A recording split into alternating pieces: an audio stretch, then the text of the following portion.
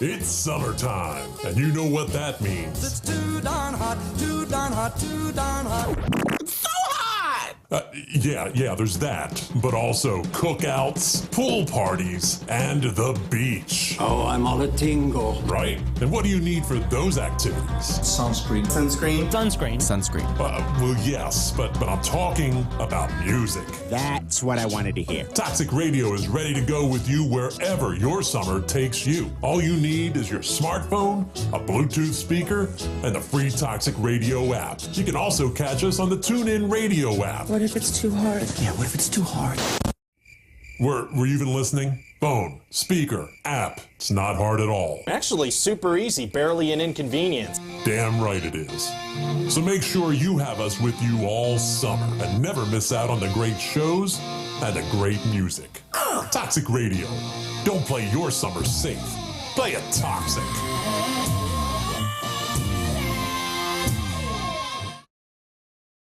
You know what all the cool kids are doing these days? Listening to podcasts. And what does Toxic Radio have? Podcasts, duh. Just as I thought. Go to toxicradio.net and check out our weekly schedule for the lineup of great shows. Miss any of them live? No worries. Thank God, dude. We're on all the top podcast platforms, or just find them at toxicradio.net or on the free app.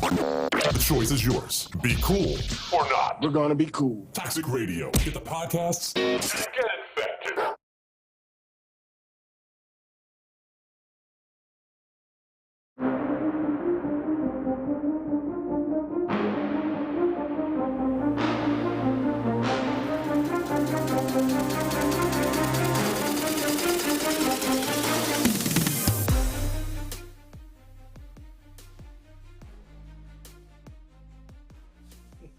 What's happening? How y'all feeling? I'm dancing to the music. I like the intro. The intro's fire. Fire. I'm cleanly shaved, look good, haircut's good. Gene Walzak, the NFL genius. Catrell said you're ugly. That's all right. Catrell can say what he wants to say. At least Catrell's putting some bass in his voice this week. We don't need Elmo anymore. To my right, I got the man, the myth, the legend, Uncle Shally. What's going on? He's ready for an L next Tuesday. From the 3-1 Wire2Wire. Here we go. Versus, again. do you guys have a win yet? Yeah, we're 1-2-1. Thanks.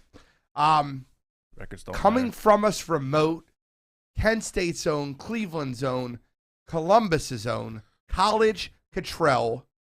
You got a tie in softball? What kind of mess is that? Exactly. I wasn't there. See, and that's the type of teammate Shally is. He listen, blames it on other people. I didn't blame anything. I just said I wasn't there. I don't know what happened. But we got a lot to get into. NBA is popping. The draft was last week. Listen, everyone thought it was going to be Jabari. Turned out to be Paolo Banchero, number 1 pick. They got it right. I'll say that right now. They got it right. Best player in the draft. No doubt in my mind, Paolo Banchero. I think the second best player is Jaden Ivey. I think they're doing big things over there in Detroit. I thought the intro for Jaden Ivey and what they did with his family, I thought that was cool as hell. But we'll get into that a little bit more. We got the NBA free agency, which kind of tips off tomorrow. But in reality, it's already starting. Trades just happened today. DeJounte Murray, who I think is one of the best young talents in the whole league, got traded. We're going to talk about the NBA. Listen, Puck, Catrell, the Cash. Puck. Casual puck. Got the NHL Finals exactly right before the playoffs started. They did? Avalanche in 6. Overlighting. Overlighting. Amazing job. I mean, it seems like every time, every sport, one of us gets exactly right. I was really thinking, by the way, here, like, when is the last time we didn't Baseball, World Series. No one had Atlanta. That was it. That was the last one. But in reality, we've gotten the college football. We've gotten the Super Bowl. We've gotten the NCAA March Madness. Well, we didn't get March Madness. Not this year. Last year.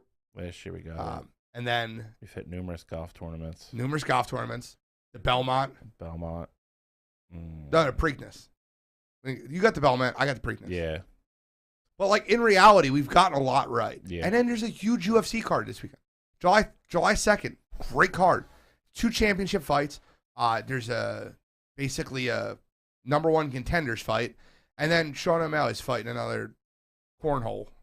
I think the first fight on the main card now is Robbie. I think they're leading off with Sean OMalley. Maybe, yeah. I know the Lauren Murphy Misha Tate fight got canceled. Why did that get canceled, by the way? I don't didn't know. see that. I didn't see it till today. I didn't know it was canceled. Lauren Murphy had some issues, so they just pushed it back. Kind Lucky of issues? Lauren Murphy. I think she has COVID. She went into the protocol. Well, yeah, she's got COVID. Eric Rosenblum wants to know if you've put your opinion in on the Live Tour. No. Well, I mean, kind of. He's given a couple opinions on it. I mean, if we might have time tonight. If we do, we'll get into it. All right, well, what's up, Timmy Todd? Always popping in saying, what's up, guys? He listens. He's normally gaming while he's listening to us, but I appreciate you always checking in. You the man. My man Paul Gravitz listening. I don't know how you feel about your Atlanta Braves beating up all my Philadelphia Phillies all week. I don't really need that, but thank you. But let's get started. Let's talk about NBA. I want to start with NBA. We'll talk about the draft first. Winners, losers, your thoughts, first reactions. I'll start college with Catrell. I mean, Catrell, you're a big college NBA, college basketball guy, just like we all are. But you know people's like the trainers at the building and the whole 9 yards. So winners and losers coming out of this draft. What do you think? I think the obvious winner would be the Detroit Pistons. I think staying pat, getting arguably the best guard in this draft. I think it's Jaden Ivey. So I'll go with saying they got the best guard in this draft. To pair him up with Cade Cunningham. And then to double back in the first round and get Jalen Duren from Memphis. You know, that was the big in the second round of the tournament that was giving Chet Holmgren all those problems. I really like Jalen Duren coming out of high school. He was, a top 10 prospect in his class, and he didn't have a great year at Memphis, but that's going to be another good young big that they can build around in Detroit. And I really like the moves that they made. Another winner that I really like what the Dallas Mavericks did. They didn't have a top pick or anything like that, but they got Jaden Hardy. They traded up to get Jaden Hardy in the second round, and that was a guy who was really a first round prospect, and he slipped to the second round. And so they traded up with the Kings, and they took him. I think that's going to be a great pairing for Luka Doncic, especially if they lose Jalen Brunson, how we're all expecting them to in free agency. So, bro, you bringing that up is just literally making me laugh inside my head. I love Jalen Brunson, Nova guy. Yeah. Love him. But the Knicks are going to do it again. They're going to do it again. They're going to overpay another player that they shouldn't overpay again. $110 million for a fringe starter. Oh, it makes me laugh because they're so clueless. Like, I feel like we could all do better running an NBA franchise than the Knicks. They're just so desperate. But like they're desperate every year, and they do it all the time. I get it, but I mean, it's if you're gonna be desperate though, why not go all in on the DeJounte Murray sweepstakes? Like that's what gets you a proven, true starting point guard. I'm not saying that Jalen's not proven. He had a phenomenal year last year, but $110 million to him is absurd. I think Brunson's a good little player. Again, I think they overpaid for him. It's the Knicks being the Knicks. Like it's starting to become that thing.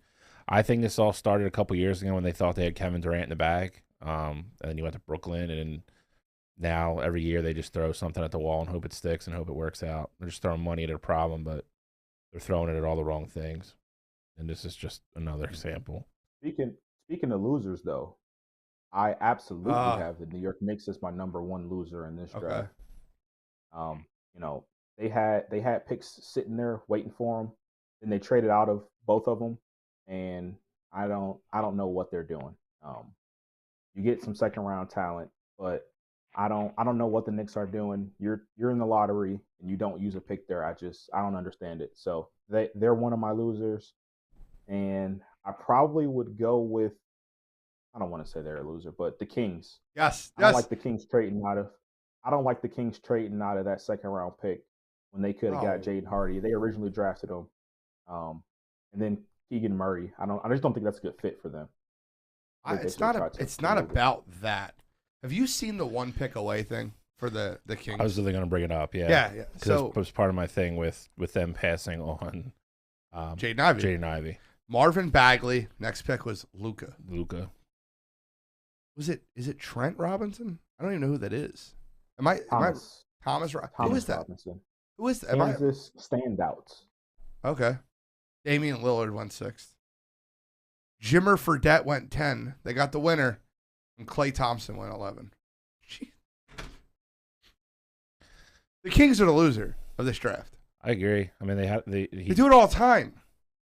I If think there's any organization that's ran worse than the Knicks, it's Sacramento. I just think it's crazy because you figure like it was in some order. Everybody knew that Paolo, Chet, and Jabari were going 1, 2, and 3. Like, so the next best guy is like you literally have the pick of the litter.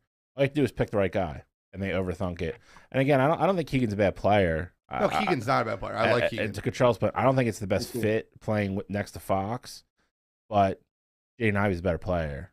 Like, just, hands down. There's I don't know. I don't get it. It's just it's bad. It's bad front office. They're gonna run a lineup out with De'Aaron Fox, Davion Mitchell, Keegan Murray. It's a weird fit. It's weird. I don't know about taking necessarily Ivy for them. I don't know if that would have been a good fit with Fox and Mitchell already there. Like, are you going to run a 3-guard lineup, or are you going to have one of those guys come off the bench? And I get it, talent. Mitchell could easily guard the 3. Yeah, he could easily guard the 3 in the NBA. There's like 2 threes in the whole. Yeah, he can guard it, but I don't know if he can score enough to play the 3 consistently. I don't know if I'm comfortable with him playing the 3 though. I'm not comfortable with him playing the 2. He can't score that much. I mean, you need points out of both those positions. But Davion Mitchell's just a little bit better version of Matisse Thybulle. He's a 6-foot guard though. Like, I don't know if he plays great defense, but I don't know if I'm comfortable just sticking him on 6'8", 6'9" guys every game. It's fair. I just maybe a trade. I don't know, but the Sacramento Kings seem to always make the worst pick. And we could have said the same thing when they took Marvin Bagley and Luka Doncic was snatched. Well, we have the guards, so we don't want to take Luka. But if you do your pre-draft process and Jaden Ivey is the best player available, you take the best player available. You pick 4th for a reason, bro. You just take the best player. Don't worry about the rest. I'm glad you brought up the other part of that though, because I wanted to touch on that too, his story, with his mom. You can't. He's one of those kids. I don't care who he plays for. You can't not pull for him. Talking about Jaden Ivey, right? Yeah, 100%. And last week was the 50th anniversary of Title IX and all the good that's come from that over the years. You go watch that story. They showed it the pre-draft, before the draft started. Everything about that story is why Title IX exists. The ranks. His mom is now, the coach of one of the preeminent top 10 programs in the country. Just they're both really, really, really good human beings. I hope he does well. 100%. So do I. So do I. I love him. I've loved him all year. Yep. I've been high on him. I like him a lot. I think he's the second best player in this draft. I really believe that. And I really think Chet Holmgren needs to shut up, dude.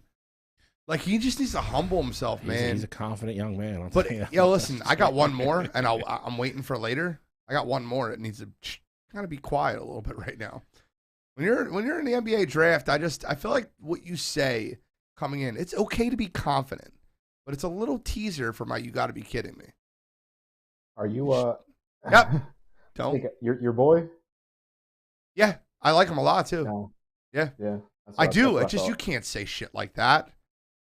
Come on, bro. You got to show. We'll get into it. But I missed something. My biggest winner in a draft is the Orlando Magic. I don't care about anything else. I'll give you my second winner in a second. I promise. There's a good one. But getting Paolo Banchero, pairing him with the young core that they have, you have Wagner, you got Jalen Suggs. They bring out Markelle Fultz. Who cares? But I think Orlando is starting to be prime to compete. I think this year it's the 7, 8, 9, the play-in tournament or bust. They make the play-in. I think they make the playoffs this year. I don't think that's even that bold of a prediction. I think they make the playoffs if they stay healthy. I mean, it looks. They have so much young depth. It looked like Fultz was starting to turn a little bit of a corner, and he got hurt again. Again, Wagner, who, again, I thought everybody was going to pick him too high last year, and he's surprised me. He's better than I thought he was going to be in his rookie year. They have the pieces. You need Cole Anthony, Mo Bamba, Paolo Banchero. Mo won't be there. You're right, but I'm just saying, They got Jonathan Isaac. They have a lot of young talent on the team. Markel Fultz, Wendell Carter Jr. Like, they got a lot of young talent. They got Moritz Wagner, Franz Wagner. They got the pieces to make a run. Jalen Suggs. They can definitely get in the playoffs. I also like Admiral Schofield. I don't, I've liked him in Tennessee. Still like him. I like that. I like their pickup, but I don't know if they make the playoffs. When you got, they might not. They might not. The 8 teams. I don't even know about play-in. The 8 teams that didn't make the 8 teams that made the playoffs, plus the Cavs and the Hornets. I think all 10 of those are in better positions right now than what the Magic are. And I'm not saying that they can't be good in the future, but I think it depends on who makes a jump. Does Wagner make another jump?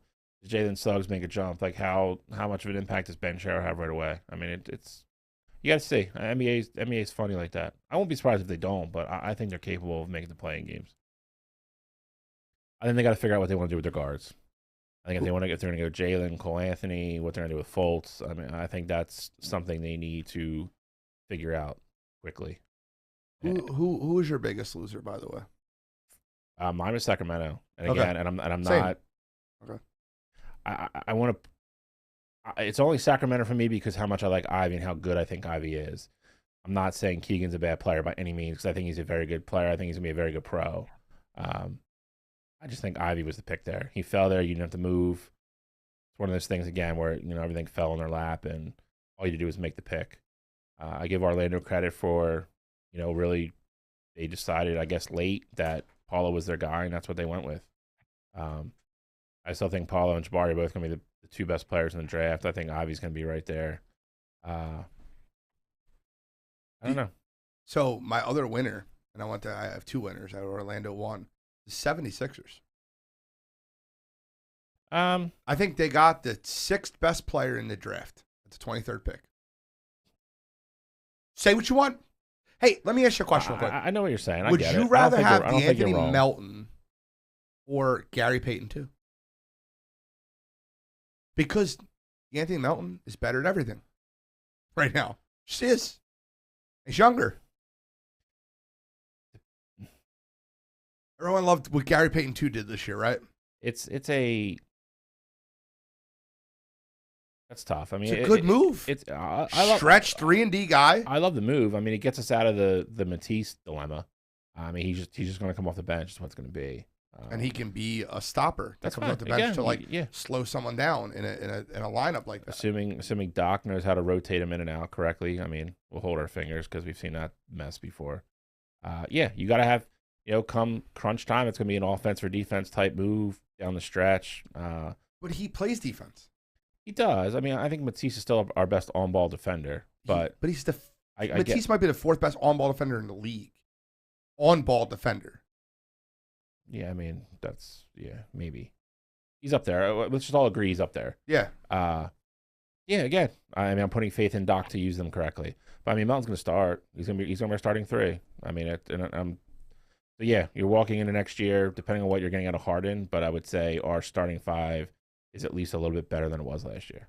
And I'm fine with that. And if you come out of the draft that way, to your point, with coming out the 23rd pick, trading it, picking him up, still under contract for 2 more years after this, I think. You improved your team, you improved your team more by trading for him than you would with whoever you picked at 23. And that's exactly what I thought. That's why I have him as a winner. That's a 100% win for me. Catrell, your thoughts on my winners? I mean, I'm fine with the winners. I don't know if I'm saying that I'm taking Anthony Melton over Gary Payton too, though. He is a better shooter than him, but I would say that's tough for me. That's all definitively that I'll say. Is he younger? Him being the 6th best. Is he younger? Him being the sixth best person in the draft, I don't agree with that either. So you think there's 6 players in this draft that are better than DeAnthony Melton? Absolutely. Name them. Well, you got the first 5 guys who went. So you think that will be better than Anthony Melton? I don't think Chet will be. I don't think Johnny. I don't think how low are you on Chet? Very low. I think Chet's a poor man's Porzingis. Okay. That's what I think Chet is. I mean, a poor man's Porzingis. That's exactly what he is. Exactly what he is. I think he'll get you 13. Are you taking Porzingis or D'Anthony If you're saying poor man's On the Porzingis, Sixers? you're not taking Porzingis then. You're taking poor man's Porzingis. Correct. I mean, that's a different discussion. 13 and whatever you say is better than anything that D'Anthony Melton's put up so far in his career. You're right. I think that what's he, 24, 25? He's young. Gary Payton's 29, bro. Like fourth year. My point being is, I don't think that there's that many players in the draft. Like, would you take Keegan Murray over him? Yes. I wouldn't. I like Keegan Murray. Melton's 24. Yeah, 24 years old. Just turned 24. Still actually. developing. Still developing. Just turned 24 in May, so he's a young 24. Look, we obviously will have her. Where would you put him? 10, top 10 in this draft? At 23, I think that's the best you would have got. Obviously, I like Jaden Hardy, but outside of that, I mean, 23, that's a good move for that. But I don't think if you had any of the lottery picks and you were confident in the prospects that you had, you're trading him for a lottery pick.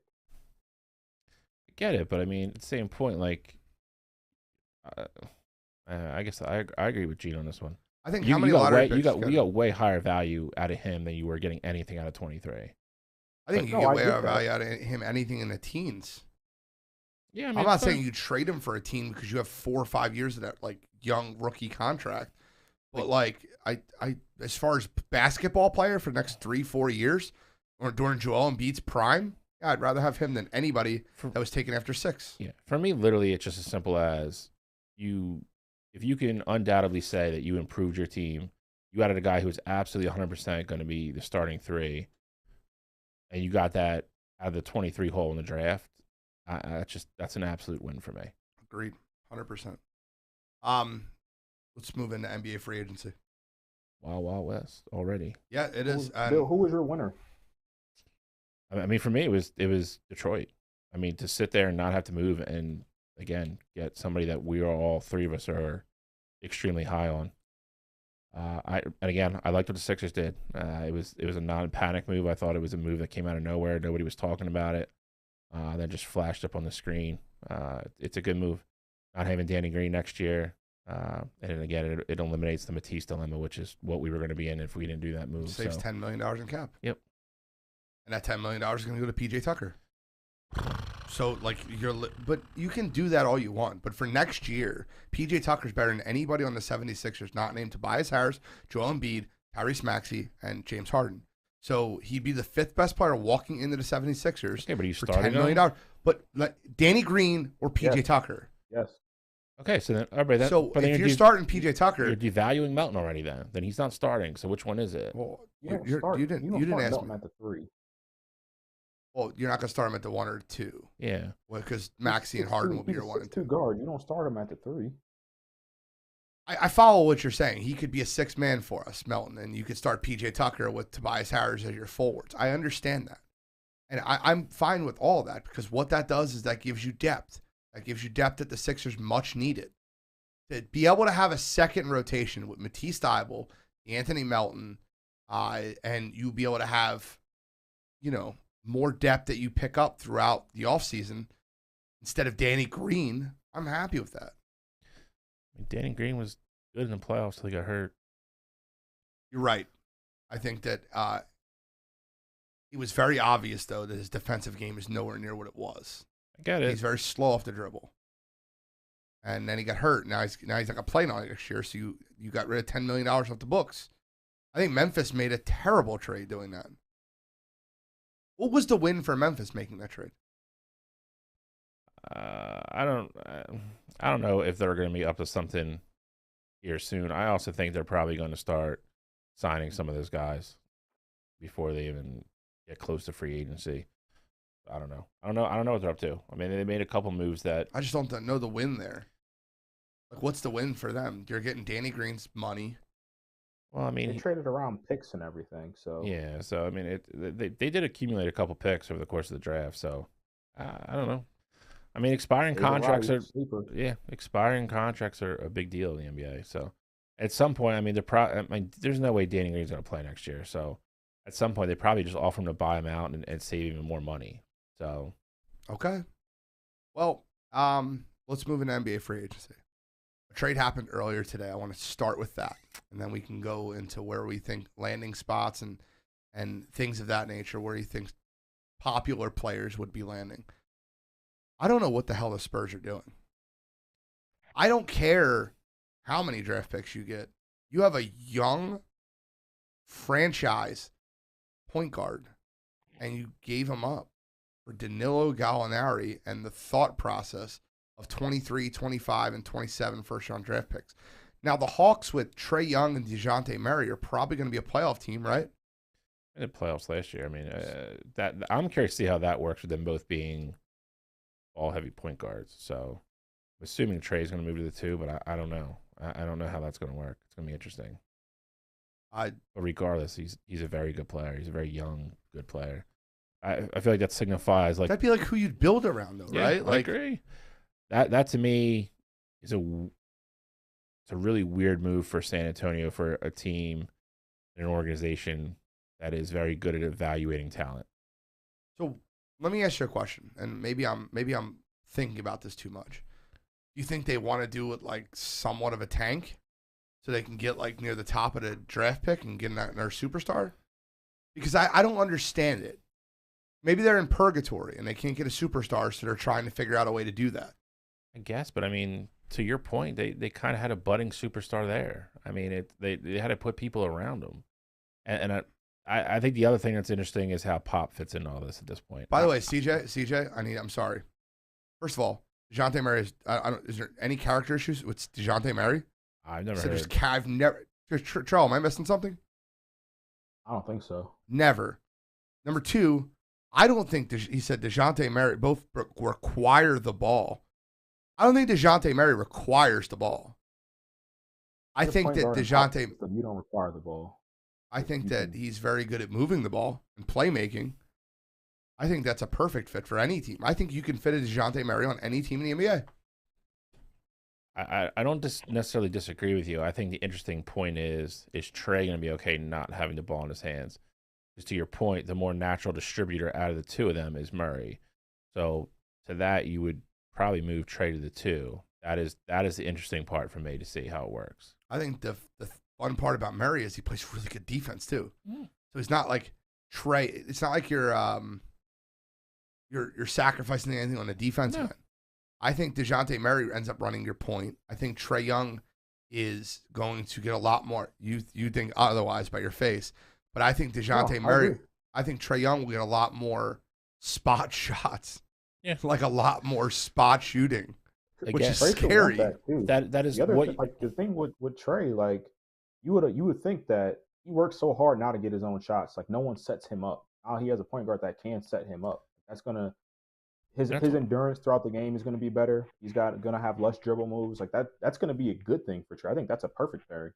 And again, and to that point too, you're not gonna be able to necessarily cheat off of Murray either because he'll just drive. I mean, so it gives them. I'll tell you what it also does. It gives them a better 1-2 punch down the stretch, where as opposed to before, where you knew it was kind of always going to Trae, they have other options now.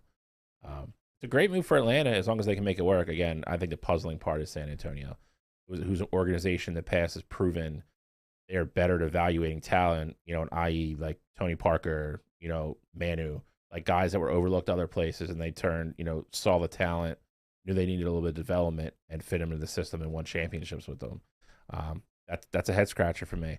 That's why I said I think to some degree I think it's a little puzzling to see how Pop fits into all this. Because I really can't see Pop sticking it out a 3-4 year rebuild here. I really don't. So he's got to retire. Yeah, I feel like it would be interesting to see what happens with him in the next month.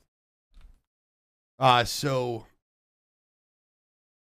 yeah, you're fine, CJ. I appreciate it. Don't apologize. He cited I guess an article that Spurs DeJounte Murray opens up about tough upbringing, being labeled a gang member during the NBA draft. That was what popped in my head. He's obviously showed that wasn't true. My bad. You don't have to apologize, bro. If you've heard that before, I get it.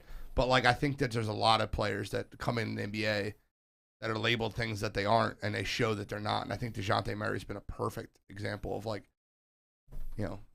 don't judge people based off of sidebar stories. He's He's been a great kid, and like I watched a ton of Spurs. But if you remember, he was the one I wanted to trade Ben Simmons for straight up. And judging by that trade, I feel like they would have did that. 3 first-round picks is more valuable than 3 1's Ben a Simmons lot. straight up. 3 1s for the Atlanta Hawks. So pick 23, 21, and 25. I don't know, bro. It's not necessarily it just being the Atlanta Hawks though. Like who knows what they do with those picks down the line, whether they package that up. Like it's just It's still the Atlanta Hawks pick, first-round though. No, I get that, but who knows? You can package that up with, like, let's say the Spurs #1 pick and Atlanta's #1 pick, and you go get, a bona fide superstar. Like, it's just another asset, even if they don't actually utilize it. So, I'll start with that. That's fine, Petey. What happens with Bradley Beal? What are your thoughts? I think he's kind of the wild card right now. A lot of people say he's opting out to sign a 5-year supermax with Washington still. He's been he's going everywhere from like tipping his hand that it sounds like he's going to stay to tipping hand sounds like he's going to leave to being non-committal about the whole thing. I don't think anybody really knows what Bradley Beal's doing. I don't think we're a destination for him obviously anymore. No. And let me be clear when I say this, right? I don't want him in the same backcourt as James Harden. Sounds stupid, but no. But if you're doing that, James Harden's not here. And I really want Tyrese Maxey to be a part of it. Like, unless you're getting like a Kevin Durant type player, I really want Tyrese Maxey to be the future of this franchise. Everyone in Philadelphia loves him. He's a hardworking kid. He's overplayed every year. He works his butt off. The only way that he was coming here was if Harden opted out.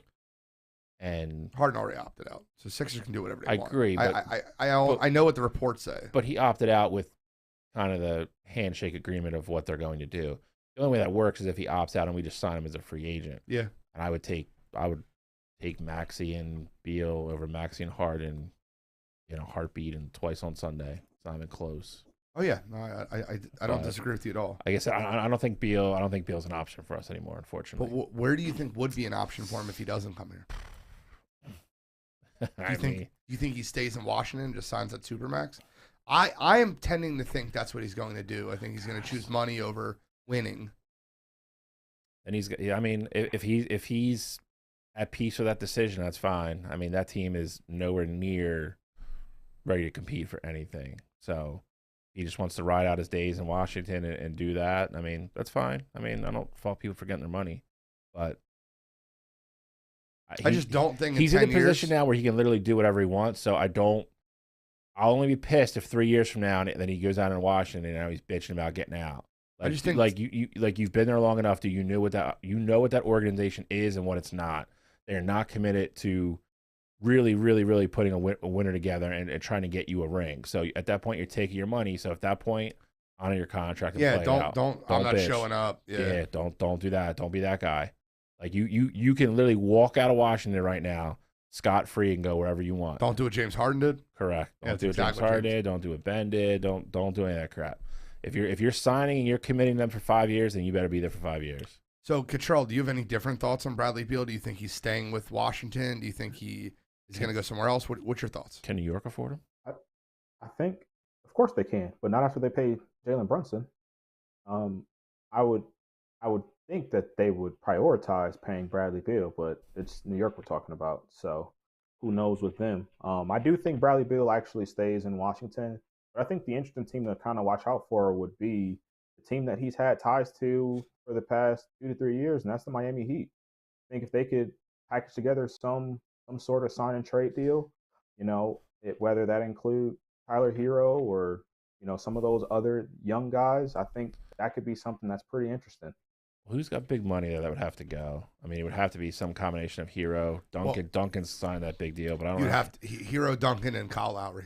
It makes no sense for Washington, though. No, I agree. But Kyle Lowry's numbers have to come off the books if you want to sign another superstar. Well, Duncan's deal's what? 4 years, 90? Duncan's deal's terrible. So that's another $20 million. You have to pay a team a first round draft pick to take Duncan off your hands. Yeah, I don't know. I just don't know if that even makes sense for Miami at that point.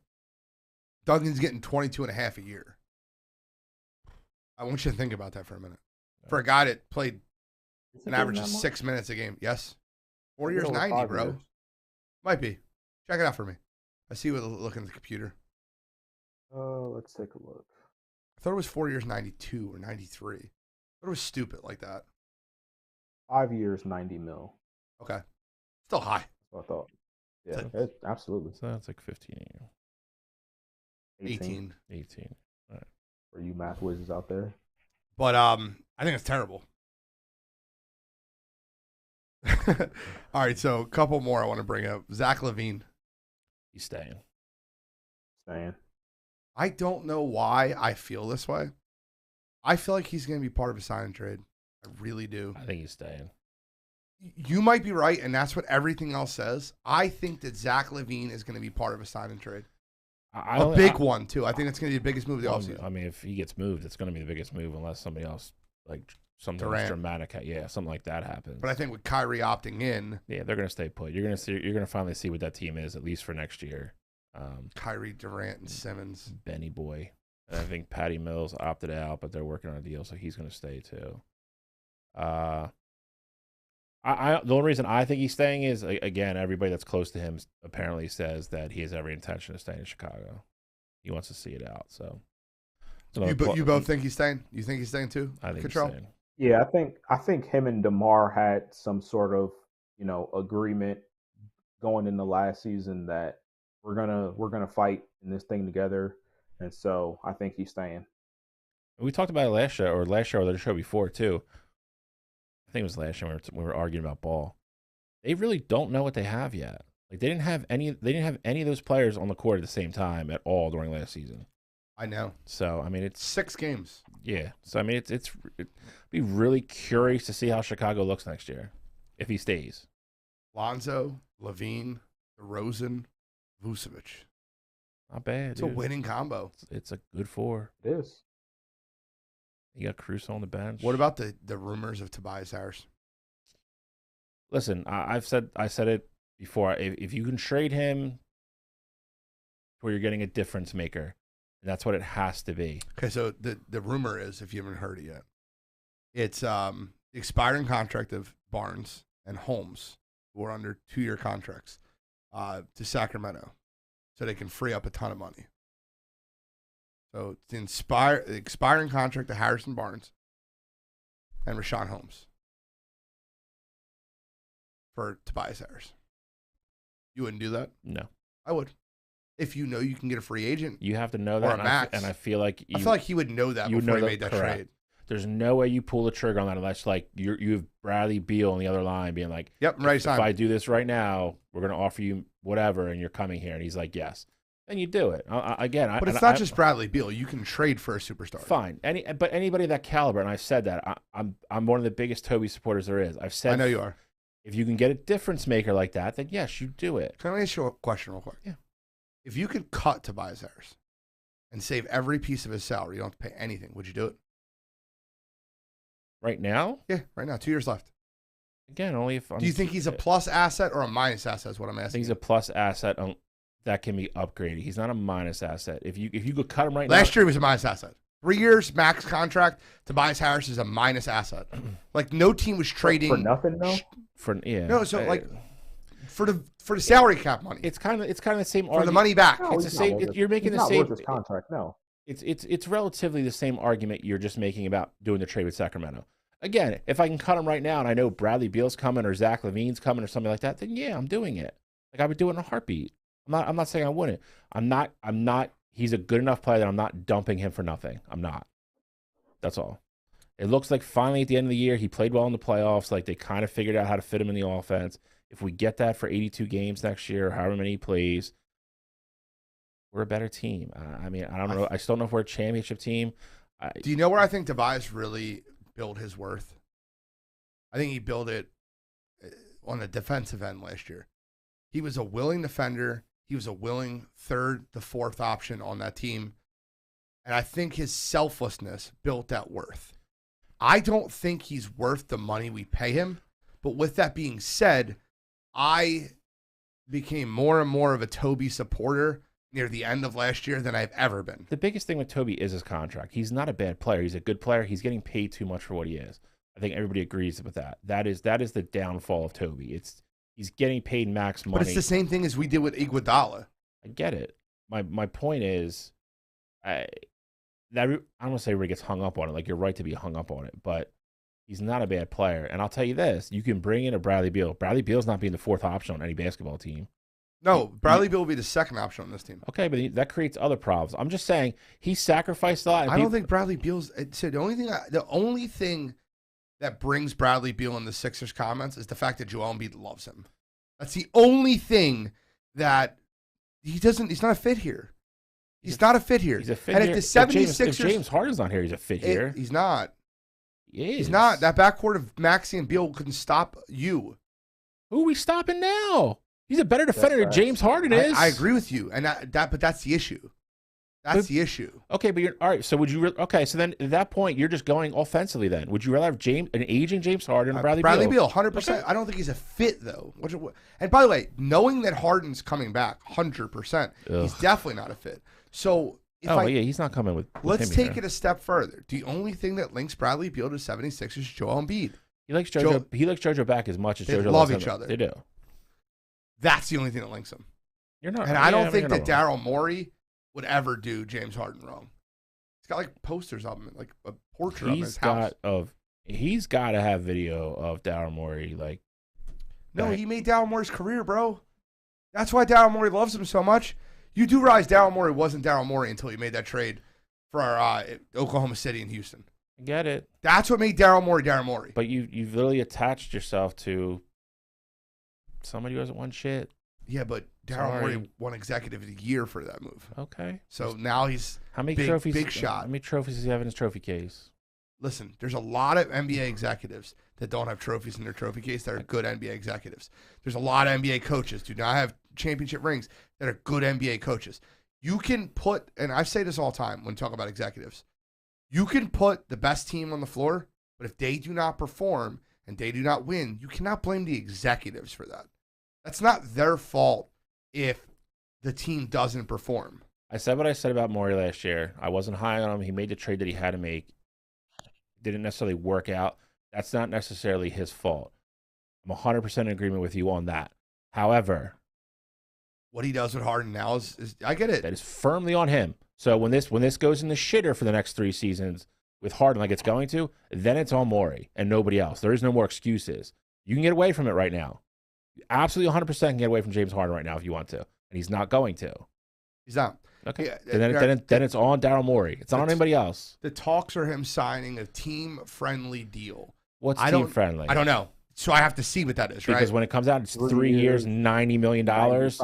Exactly. That's shit. That blows Toby's bad contract out of the water. So would you rather have 3 years, 95, or 1 year, 48? I told you in the car. I'd rather if he has to play here next year, then I want him on a 1 year deal and I want him gone. So you'd rather have 1 year, 48 than 3 years, 90? Done. It's not going to change much for this year. Wholeheartedly disagree. Okay. I agree with you. But God, James Harden, 37, making $30 million is an albatross of a contract. It's a totally different thing because the NBA money keeps getting. It already went up. They already announced today it's going up. Exactly. $30 million isn't insane anymore. You're gonna be like that'll be your normal. It's also makes the 47 not as bad. James Harden can't be your point guard or your fourth option. What's your comments? Money wise, he won't be a starter on this team in 3 years. $35 million. He's fine making that. I don't think you can just cut bait with him because of what you gave up for him, and I don't think that you can cut bait with him just cut and dry like that either, because you want to at least be competitive this year. Like, at least with James Harden, you have somewhat of a chance. I'm not saying that you guys are like championship contenders or anything like that, but you're not gonna, without James Harden on this team, you have no championship aspirations. I got news for you. I'm gonna unless say you get a superstar to fill that gap. June 29th. Good. June 29th. Let me just say it right now. Let me just stop. I'm gonna clip this. June 29th, 2022. If the 76ers do not make the Eastern Conference Finals next year, this time next year, you will be talking about where will JoJo be playing next year, because Joel Embiid will not be a 76er in 2023. I will mark that shit down, and I will promise you that's accurate. I'm going to clip it. I'm going to post it. If the 76ers do not make the Eastern Conference Finals or better. This time next year, June 29th, 2023, we'll be talking about where will JoJo be playing next year. Because he will not be a 76er. Mark it. No, there's any chance that happens. Oh, good. I'll clip that part too. And I'll go one step further. If we're going to do guarantees, there's a 0% chance this roster makes the Eastern Conference Finals or the NBA Finals next year. And I'm telling you, JoJo's at the point of being fed up with it.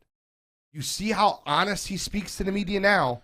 He literally called James Harden a bum. Okay, but my in the point media. is, okay, so all right, we are all in agreement. He is the absolute face of this franchise. Yes.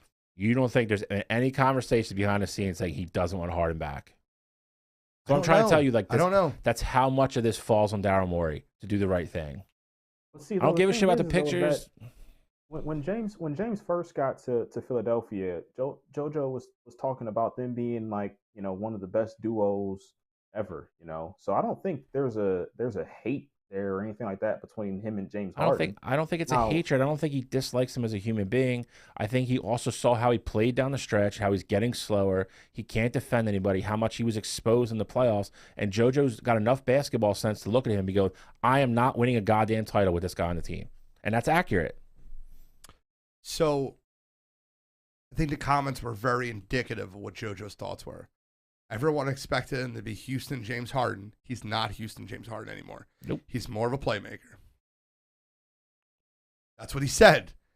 He said he's not the MVP James Harden. You expect him to be that. He's not that person anymore. If a player says that to you when you have money on the line, that's not going to sit well. I came on this show and said I completely and vehemently disagree with his comments saying that. I think what he's saying is straight facts. I agree. But you don't say that when the guy's got money on the line, and that's a problem. You can't do that. You can't do that. And I'm telling you, that'll get you punched in the face in the locker room. I'm sure James Harden's not punching Joel Embiid in the face. But Catrell, I'm serious. You've been around athletes your whole life. Let me ask you a question real quick. Somebody's up for money, and you say some shit like that? he's not technically up for money. He's not up for money? He had the option. If he thought right now, that was his by his choice. If he was in dire need and he thought he 100% wasn't getting paid by Philly, there was nothing we could do. He opts in. He's getting paid $47 million. Okay, true or false? So, but let me ask you a question. Real quick. I mean, still, how many more contracts? If James Harden opts out and declines his option like he did now, how many more contracts in his career do you think he'll sign? Oh, I understand why he would do it the way he would wanted to do it. I'm just saying let's not act like he was destitute and out of options. But if we weren't going to extend him, he is. Follow me. I promise I'll get you. Roll your eyes, but just hear me out real quick. If he stinks this year, and declines again, and he signed a 1-year option for $47 million, what's his contract next year? You think he gets $30 million? No. The answer's no, right? He's gonna get nothing. He's done. Like, so no, he's not gonna get nothing. Like, stop. Like, is he gonna get 30, 35, which we're about to give him? No. He's still getting 15 to 20 from somebody. And he for $15 million. And he just. So my thought we're process, about to let him pay for 47. Is he worth that? My thought process would be this: if he opts out and he signs a 3-year, $90 million contract, that's $43 million more than what he makes if he stinks this year. Yeah, we're on the hook for it. And again, your point just kind of proved my point. I think JoJo looks at him and knows JoJo is not winning a ring with him. I didn't disagree with that. I don't disagree with what you're saying. I just already, like, I've come to an understanding and agreement that the 76ers are going to sign him. So, like, we're talking about, like, what if they didn't? Like, there's no option of that. Let's move on. It could be, but. There's no option of that right now. Let's move on. John Wall. Sneaky signing if he's healthy. I don't think it makes them a championship contender. I'm just saying I think it makes them a better team. So John Wall, Paul George, Kawhi Leonard isn't championship to you? There's a lot of big ifs there. What do you mean? They're all healthy now. Right now. No. It's not guaranteed championship in the Western Conference. No. Not guaranteed, but are they absolute contender? They're contenders without John Wall, so yes. Yeah, they're a top 4 seed. What do you think about the John Wall buyout / signing for the Clippers? I mean, I think it'd be a good move for them. Problem Yeah. though there is that Well, they're you paying have him nothing. to- Yeah. You got to figure out though how are you going to have that be? Like, is John Wall going to be a locker room cancer because he's not a starting point guard anymore? If they decide to start Reggie Jackson still, or is he going to be comfortable coming off the bench? I think I love dynamic, you're okay with that you just said that. I love that you just said that because I don't think there's that many people, listeners at home, Shally, I don't think there's that many people that are even thought processed that Reggie Jackson still could start a point guard over John Wall. Absolutely. I think people are already penciling him to the starting lineup and moving Reggie Jackson to the bench. I'm telling you, I think that's what people are already thinking. And I love that you said that because I'm going to say something very clearly. John Wall at 31 years old stinks. He's awful. He's Kyle Lowry bad. That's what he. Yes, he is. I don't Bro, know. did you watch him play for Houston the first part of the season? Here's the only I reason. mean, I'm serious. Did you watch him? but He's he playing hadn't a played team in with a bunch 2 of years. played in 2 years, and he's playing with a bunch of kids, dude. So It when was matters. the last It time you seen matters. John Wall play good basketball? Listen, I'm not saying he's going to come out and be an MVP caliber player. Only to double back on what you said before, kind of like the point we were just making with James, like this being his last, so forth and so on. If John Wall wants to stay in the league and have a shot at a championship, he's got to fit in there and play ball. Like this is his last shot. Like you said, they're not paying him that much. He got his buyout from Houston. So if John Wall goes there and becomes a cancer or plays poorly, John Wall will be out of the league before James Harden will be. That matters. I'm going to be honest with you. I think John Wall should be out of the league now. I don't think he's got talent to play in the league anymore. I mean, I think that's crazy. Okay, I wholeheartedly disagree. that's fine. So you think John Wall is a good player, good NBA player, not great, not above average, just good? Like, give me a comparable of what John Wall He's could going be. to be better than Russell Westbrook. I don't know. Oh, come on, dude. Yeah, I don't know. I don't know if I agree with that either. But Well, then he's terrible. That's my point. Huh. Well, I'm talking to Catrell. I'm not talking. I understand where you stand. I'm just saying if you're saying he's not better, Russell Westbrook has the worst Westbrook is contract not in the NBA. It's not the contract, just a player. Russell Westbrook isn't a horrible player. We're talking about we're comparing it to the money. If Russell Westbrook was getting paid $15 million, you'd have no problem with Russell. Russell- I disagree. Russell I disagree. Westbrook couldn't start on a 33-win team last year that was missing their superstars half the year. He's terrible. I think You Russell say Westbrook 30 isn't worth $5 million a year. I don't think Russell Westbrook's worth $5 million a year. He's horrible. I think he's terrible, and I think Wall's worse. Yeah, I don't think he's I worse. think that's. I crazy. think his legs are just so shot. I mean, I think he's There's no slowed way. down. There's I mean, no they way got- those they gotta two be guys are in fresh. the same boat as Kyle Lowry. There's no way. I believe that. I truly believe that. I Let's think see, they might well, give you spurts of decent games, decent times. Kyle But I'm Lowry's telling not giving you spurts. I would take. He him. did. He gave you a spurt. He gave you a spurt in one game, game 3, versus Boston. Yeah, He he I did. mean, it's not, I mean, wasn't. his hamstring was in 2 pieces, but I would probably take both of them over Kyle Lowry at this point. So I agree with Catrell Probably. to that point. No doubt about it. Give me a comparable to John Wall right now. It's probably Russell Westbrook. No, in the game. No, it's not. Give me a comparable. Anybody in the league that you can compare him to right now, what do you think he'll be next year? Derrick Rose. That's wild. I know I didn't give you. I know I didn't give you much time, and that's fair, and that's for all that. Valuable piece. You think that he could be a 6th man of the year? I think he can be. Yeah. With that team, yeah. They're not. He doesn't have to be a superstar. You do realize Give me nobody was going to look good playing with 15 Houston points last off year, the bench. and I'm not excusing his level of play. So don't go that way with It's it. not about. It's not It about is his though, level of play. bro. That team was Do you think especially. he just wasn't trying. I do think that's part of it, and Okay. that's a John. That's fair. And that's an argument. correct, and that's a John That's Wall. what they do in Houston. That's how you Correct. get out. Yeah, that's a John Wall defect. So I'm agreeing with you on that. But I'm saying that's why I also think whatever he has left in the tank, you are getting in LA. Because if he doesn't do it, he's done. I get it. Okay. And that's fair. If you want to stand on the ground, and I don't mind that ground, because that ground could be right. That's where I could be wrong. Is if the last 2 years in Washington, he just wouldn't come back from injuries. Right. And he wasn't really trying. And then the year over in Houston, he just wasn't trying. I could understand that and be like, okay, I was wrong. He's just a bitch. Instead of, like, it's a bitch move to do that.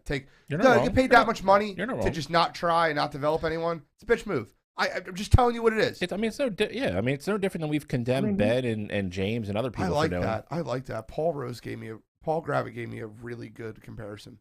By the way, CJ said Derek Rose. Paul Gravett just said comparable for John Wall next year would be Cameron Payne. I don't hate that. I don't hate that. No, he's better than Cam Payne. He's better than Cam. I don't know. I don't think so. Here's the thing, and Last time we saw John Wall in the full season, well, not even full season. Last time he was on the court, 26. 20-7. He was 26. I think the That's big 5 years Last time- ago. I'm talking about in Houston. When he played those games in Houston in 2020, he averaged 20-7. How many games? It's not like the guy can't hoop. How many games he He played? played 40 games. That's not full season. I didn't say. I said last time he You was said on the court. full season, And I said last time he was on the court, literally right after that. bro. I think the biggest hear you. unknown is we really don't know. We really don't know where he's at after pretty much not playing for 2 years. Okay, so last thing I want to bring up, and we gotta keep moving. We gotta move. We're gonna you got NHL and then UFC.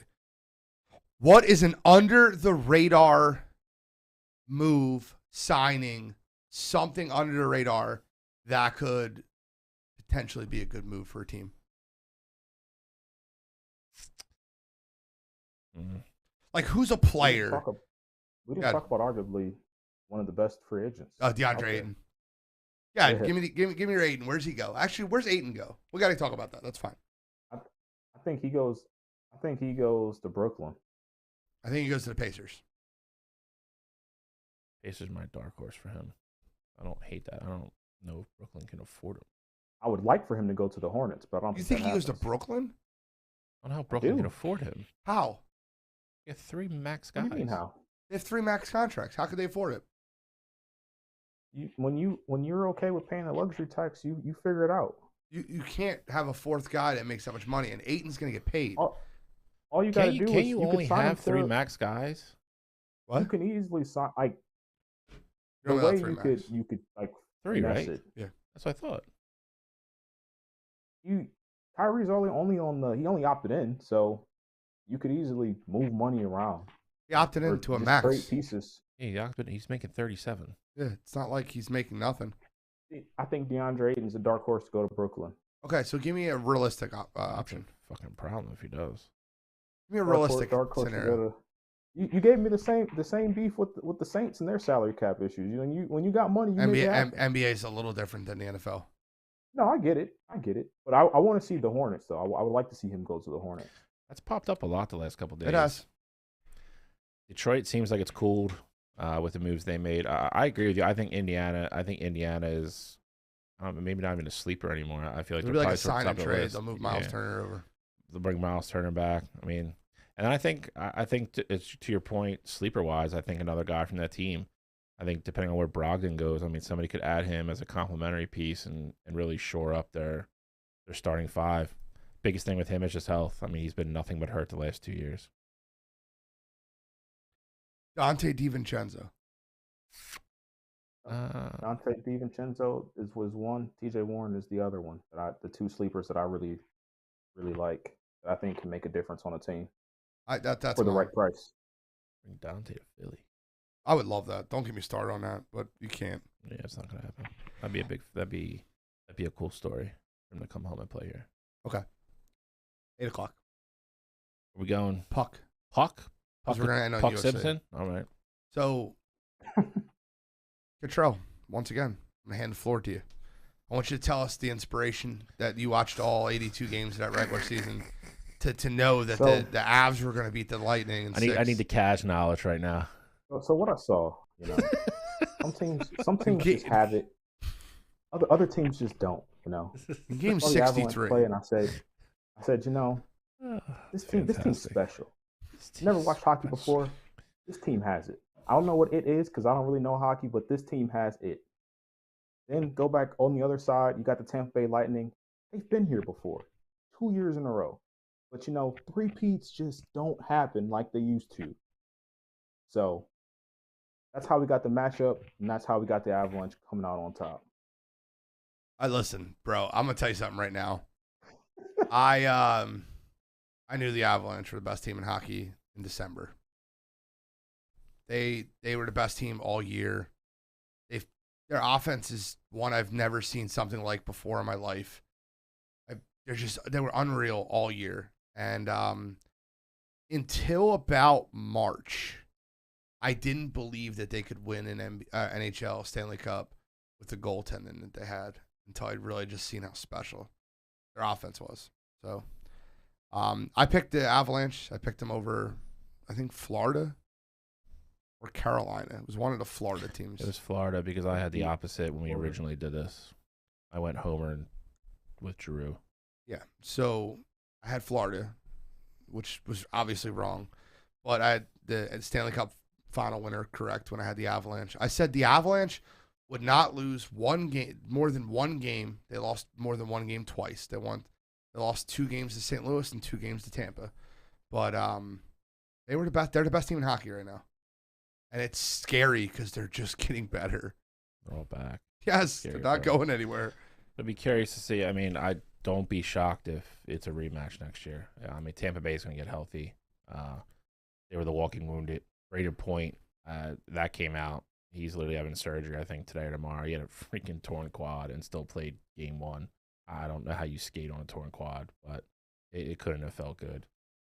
They had other guys that needed like help to get skates on because they had like foot bruises for block. Like it was wild. That's why hockey players have all the respect in the world from me. I almost used the Lightning coach as my "you got to be kidding me" this week, so I can bring it up now. Wasn't wrong though. He was wrong. He wasn't wrong, bro. If you don't know, I will say this: it had no effect on the play. So like I lean towards the sides of like letting it be what it be. But again, the rule is designed for the way it is, so that doesn't happen. Nathan McKinnon was nowhere near that damn bench when that goal was scored. That's what Colorado's coach said, and they showed the replay of literally when Kadri went in and scored. Nathan McKinnon was at the circle, man. Like he was not within 5 feet of the bench, and no bearing on the play. Tampa had 7 people on the ice. I get it, but again, it's something that could have been called either way, and they didn't do either. So again, it had no effect on the series. So I don't care. I'm just saying. Then they were screaming for it again in Game 6. Yeah, I mean, he can't really gripe on Game 6 because the one trip call they called was atrocious. Yeah, I mean, I wouldn't be surprised if that's who you get back next. Tampa Bay's pretty much got everybody back too. They're gonna be a little bit older, so it'll be a little bit of a tougher road. Gotta see how NFL or NHL free agency goes, but Colorado is absolutely going to be the odds-on favorite to win the Cup next year. They're the best roster in hockey. And I feel like that this offseason, they could sign a goaltender.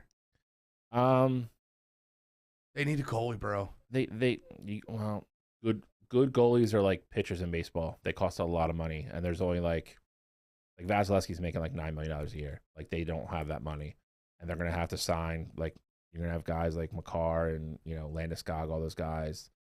They have other things they need to address, and if they keep most of that group together with that offense, they can deal with the goaltending. Makar took another step forward this year as far as household name. Obviously, that happens when you win a cup. Yes, yeah, and I don't mean that like besmirking anybody. Everybody knows who Cale Makar was if you're a hockey fan. Know who he is versus what he like another step in greatness. Best defenseman in the league. Best offensive defenseman anyway. The sad part is he should have been a Flyer, but let's not talk about that. No, tell us how you're feeling. So tell us how you really feel. The year he came out, everybody in our scouting department and our draft team, everybody said to pick Cale Makar. The night before, it was apparently to the point where we were settled on it, and then Ron Hextall woke up the next morning and decided to change his mind and say he had a gut feeling about Nolan Patrick and drafted him instead. So there's that.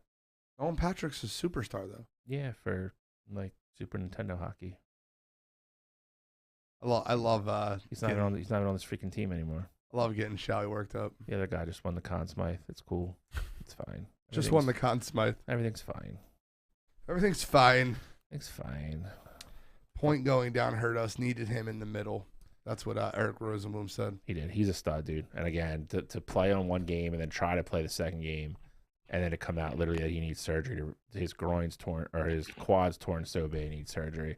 I just don't know how you skate at an NHL level with a torn quad. I just don't know what that feels like. Like I can't fathom that. I can't even hit the ball and take a runner with a torn quad. Facts. Me either. I was like, I'll see you guys next week. Next week? Maybe. I mean, Next session. see you guys in the fall. Sure as hell not playing hockey on it. Promise you that. Odds-on favorite to win the cup next year. You still say Colorado? I mean, the odds are probably out. I mean, I'll look it We'll up pull them up real quick. Are you going for a repeat, Catrell? Yeah, I'll take Colorado. I'll double down on that. I'm double down on them. I told you I've been on them strong. They are 5-1. exactly 5-1. They're Yeah. plus 500. Toronto's plus 900. Edmonton's getting up there. Panthers are plus 1,000. Tampa Bay is plus 1,000. Vegas plus 1,000. And Carolina rounds it out plus 1,000. Where's Edmonton? Probably the next group. No, they're pretty far down actually. They're plus 2,000. They're 20-1. That's a team that has no goaltending, Fair. and they don't have the defense core that Colorado does. So they literally have to beat everybody 6-5. And St. Louis did you say St. Louis? They're in that group too. They're in that next group. Everybody forgets how good St. Louis is. They won a bunch of games. St. Louis was the team that won the cup before Tampa Bay won 2 in a row. And I think St. Louis was the one that gave Colorado the toughest matchup. Yeah, that was a good series. 4-2. It was a good series. A very competitive series. The one thing that's most impressive to me about Colorado is they didn't lose. I don't think they lost. They didn't lose back-to-back games. I know that, but they didn't lose. They did not lose more than 2 road games the entire postseason, I believe. Because they won every game in St. Louis. They lost. Yeah, they lost game 1 at home. Yes, in and that then series, they lost game 5 at home. Yep. And they ended up winning. which is wild. That's when I thought that again. That was kind of like the St. Louis and Tampa Bay series were very, parallel, mirrored each other. If either one of those teams could have won Game 6, it would have been interesting to go back for Game 7. But Eric Rosen said Lightning in 6 next year over Colorado. Calling it now. Put it in the books. I am not getting on that boat with you next year, so not there yet. All right, well, we got UFC card. UFC, and then we got when do we want to announce our thing? At the end. Do you know what I'm talking about? Not the SBA thing. No, you're talking about the that's cities, fine. right? Yeah, good. Strickland versus Pereira. Catrell, break it down. Break it down. I think this will be a very, I'm not going to say a boring fight. I think it'll be an interesting fight. I don't think we get a decision in this one. I do think it will go all 3 rounds here. And I also think that this fight here is going to be basically the #1 contender for the main event. I think that, these 2 guys are pretty much next in line to see who gets to lose at 185 for the belt. But I got Sean Strickland taking this one. I just think he's going to be a little too much for Pereira to handle. And I think he wins unanimous decision in this fight. Michael Robert Lafferty, 3rd round submission for Strickland. Interesting prediction. First off, UFC 276, Las Vegas, Nevada, T-Mobile Arena. I agree with Catrell, though. International Fight Week. International Fight Week. It's not a great card for Fight Week. Oh, I disagree. I think it's a good card. I think it's a good card. How do you say shit like that with a straight face? Uh-oh. How many fights on this card do you think are I don't know who's gonna win? You got Cowboy Jim Miller on this card. You got that's Barberena prelims, bro. and Lawler on this card. Like, I know, I'm just saying the whole card. I'm agreeing with you. I think it's a good The card. whole card is fire. Robbie Lawler and Cowboy Cerrone are literally walking corpses, and you're talking about them being like they're corpses, bro. One's worse than the other. Here's the thing, though. Bobby Green was on this. Here's what you were guaranteed to get with both of them. They're going to be action-packed fights. That will not be no dancing around for 15-minute fights. Robbie Lawler's going to go in there and swing until he either knocks the other guy's head off or he gets kicked in the face and he falls down. Cerrone's the same way.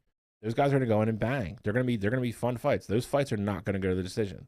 I'll take that over some of like the other fights we've hyped up this year that have been freaking ballet dances for 15 minutes. You're gonna say. Go ahead, say it. Say what? Rose. Rose. Fucking Rose. The fighter that you love so much, Gene, Jessica Eye, this card's so good. She's on the early prelims. She on the free. First of all, you act like I love Jessica. I don't love Jessica. And by the way, Jessica's going to get beat by Macy Barber if you want to be honest about it. Macy Barber's going to beat her ass. And that's the second fight of the entire day. This card is packed. Yeah, and then you got Uriah Hall who's going to get his ass beat by Andre Munoz. I get it. I follow what you're saying. It's a good card. It's a good card.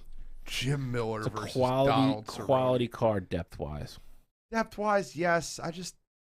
I'd much rather watch an up-and-coming fighter than watch two old friggin' You got Ian Gary on the card for that. Ian Gary's going to be the young up-and-comer that you need. It depends. I mean, Donald. I mean, I think we're all agreeing this is Donald's last fight, right? Yes. This is it. So, I mean, that'd be kind of cool to watch. Hopefully, he doesn't get murdered. But He's going to get knocked out in the first round. Hopefully, he doesn't get murdered. yeah. But Alex Pereira, it's a pick 'em with Sean Strickland. I've been back and forth on this fight for a while, and I thought I was going to go with Strickland. But the more and more I look at it, I think Alex Pereira's going to knock him out. I think Alex Pereira knocks him out in the second round. I am going with Puck. I think Strickland in decision. His nickname's Puck His now. nickname's Puck. He's Puck. Shall call him Puck. Yeah, I'm going with Pereira by knockout second round. I think I'll be on my branch. Back on your branch? Or Back back on on your my perch? branch. All right. Sugar Show, Sean O'Malley. Me. Going against Pedro Munoz. Yeah, I mean, he's going to win. Whatever. What do you mean? Munoz is a great fighter. Listen to Catrell, I'll tell you. He almost beat Dominic Cruz, who's 39 years old. I didn't say Munoz was a great fighter, said but he you act wasn't like a the bum. guy's just some schmuck. You called him a No, it's cupcake. I call him a schlep. You called him a cupcake, and Catrell said he wasn't a Yeah, cupcake. it's just not what he is. First of all, I said he Pedro was a Munoz schlep. is a solid fighter. He's more of like A star fighter? star fighter. Whoa. Wait, Puck, no, Puck, wait. what are you doing, Puck? wait. No, not star. He's not a cupcake. He's more like He's a solid fighter. He's more like a scone. Scode. He's more of a solid outer shell. I'll take Sugar Show early second. KO. I'll go Sugar Show in 3.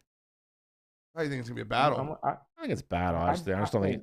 Listen, I got like a little. I got. I'll tell you what, Munoz can knock him out. He could. If Sugar gets too nuts, I got. Munoz knocked out, that was the guy who knocked out Cody Garbrandt. I got Sugar Show in 3 just because I don't know if he quite has the power we all think he does. After that zombie dude took 95 significant strikes to his face, I think they put the guy in the ring because they wanted to see if he could knock that guy out. and he couldn't. He couldn't. It wasn't even just that. Like I think that was the last minute replacement fight. Like he just Has took that the fight guy? on short Has notice. that guy fought since then? I don't know. He has, and he got knocked out again. Did he? That was Yeah. still one of the worst I don't think he's stoppages in the I've UFC ever seen. anymore. It was a terrible stoppage. They just should have allowed Like- that kid to fight the last 15 seconds How of the much fight. more worse was that going to get in 15 Exactly. seconds? Kid get to. I don't disagree with you on that. I like I go- the Could I you go imagine Sugar the Show people that second bet round- that second like round knockout. fight by decision? I would have broke. I would have broke something. 100% would have broke something. I definitely I like- remember having that in my parlay. Oof, see, that's Sugar a bad Show beat. by KO. So Oh, it that helped worked you. out. Worked for you. it did. Definitely did. I just don't. When are they Screw going to you give in Sugar parlay. Show like a real fight? It's got to be next after this. This Like is, I this mean, is a real fight. stop it. It is not. This is not a contenders fight. Stop. So hear me out. Dominic Cruz is back on his way up. Dominic Cruz is like 7th or 8th right now in the rankings, and he's going to So fight. if Dominic Cruz someone beat else this higher guy, up. hold on. If Dominic Cruz beat this guy, and Dominic Cruz is 7th, that means this guy's right around 10th. Yeah. So why isn't? That's not a real fight. I'm talking about a top Well, 5 O'Malley- fight. O'Malley's I want not- O'Malley to fight O'Malley's somebody a- in the what top is he ranked? 5. What is he ranked? I don't know. And if he wins this fight, he's going to get somebody either top 5 or he's going to get right outside the top 5. Let me ask you a Those are question gonna real be quick. some A true year guys ago- there. You a got year Chito ago- Vera that's going to be down there. A year ago, who did you know more, Hamzat Chiemov or Sugar Show Sean O'Malley? A year ago. Love this. O'Malley, of course you know. Okay, more. so how did Hamzat get his way up there and fight number 2 ranked lightweight in this the division world? is so much better than what 170 is. Like, let's What? This Okay. division is better than 170. Are we serious You right now? froze because that's bullshit. No, this division Just is much better. just than Mike shitty 170. producing. Come on, man. Don't mind you. Get out of here. I don't division think is so it's much that To much your better. point, though, I'd here's argue what I'll this is- say. Here's what I'll say that It's pisses the me best off about it. division in- We had this same goddamn conversation a year ago about him. About like, okay, like you want another fight. Yes. Like, when are we going up and seeing something? Correct. We're still having the same conversation A year later. a year later. That's the problem. He's got to fight somebody. Like, enough. Like, Bro, I this would be kid- a this lot. dude, I don't want this dude to be undefeated fighting like 9 through 12 for the rest of I his would career. feel Like, who wants better to if do he was that? fighting Dominic Cruz. I was just gonna say that when Catrell said that. Like, if Cruz just Why beat would this guy, then Dominic why are we Cruz not wanna getting fight him? Cruz? Why not? Cruz is on his Dominic way up. Cruz- Why would he go back and fight Cruz somebody has to in stay on 13? like the fast street here, dude. If he wants to get back up Dominic towards Cruz the top, is not Why would- going. oh, Dominic Cruz why is would not Dominic Cruz going fight backwards? because Dominic Cruz is never going to be a champion in that division again. not if He's he's trying to be. fighting like this. Okay. Jose Aldo is older than what Dominic Cruz is, and Jose Aldo is one fight away from a title shot. So let's not Dominic act like it's Cruz's impossible body is to a do. Bro, completely Ju- different First place First of than all, I Jose need, to make, Aldo. I need to make something clear. We love Mike Francolino. We love Toxic Radio. Speak for We're yourself. kidding around. Junior gets on it. I'm not. Mike is the best producer. We know Warren. We love you. We miss you too. And listen, he's the best producer now that Warren's not here. Because Warren was the best producer. Show only stays on the rails because of Jamie. Jamie is the backbone of the show. Mike's in there buying baby clothes. Filipino tilt-the-world operators are this nation's backbone. Jesus, Did you ever see the campaign? sounds racist. Oh, come on, bro. You didn't see the campaign? I don't know what you're talking about. Sounds racist. Don't I'm clip that clip. done. Filipinos work hard in the Tittle Worlds. Second best division in the UFC. I stand by that. What's the first? 155? Yes, absolutely. Okay, just making sure you weren't putting it over 155. You put it over 155, I might cry. 155 is the best division in all of UFC. It's not close. Mm. Sure as hell isn't 205, I'll tell you that much. 205 is the worst division in the UFC. It's terrible. All right, let's get into the meat and potatoes.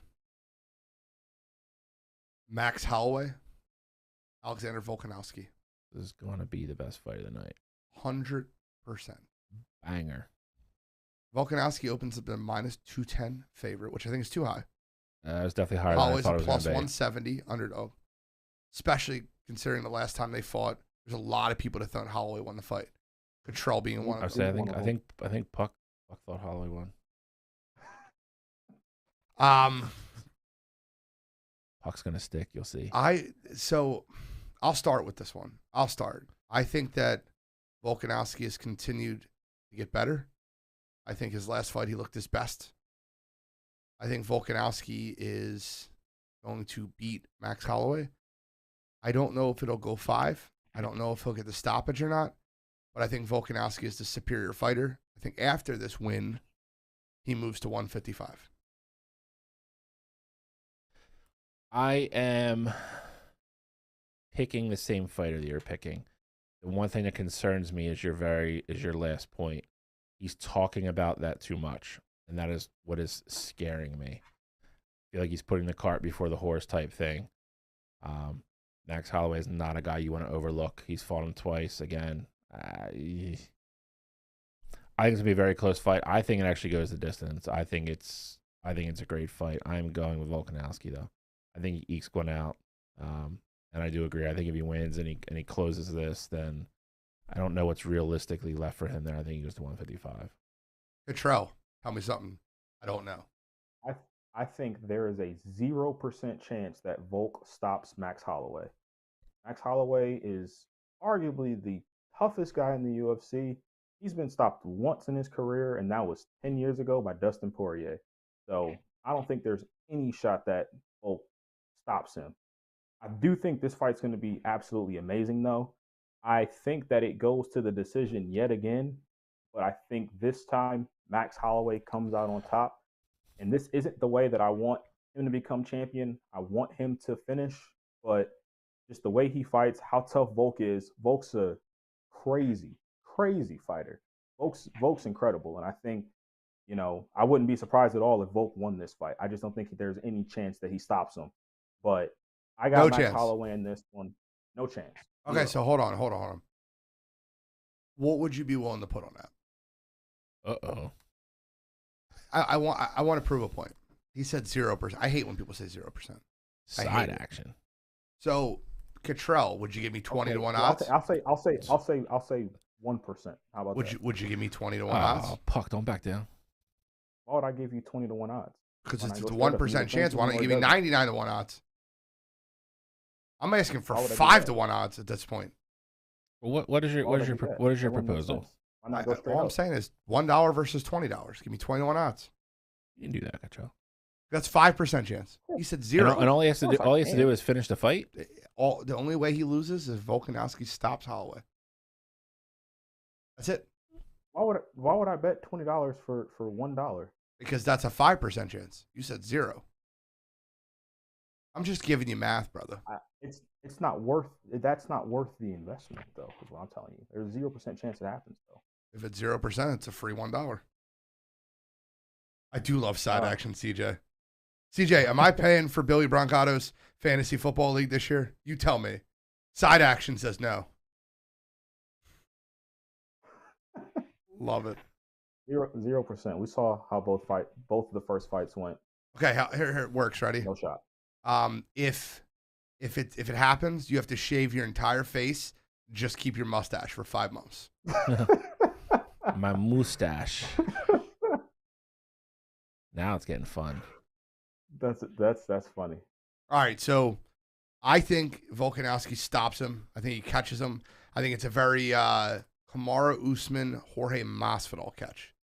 Jesus. Out of left field type whop. Like violent? Yes. Wow. It'll be like one he doesn't see coming. Because I agree with Catrell. The only way Holloway gets stopped is not a TKO.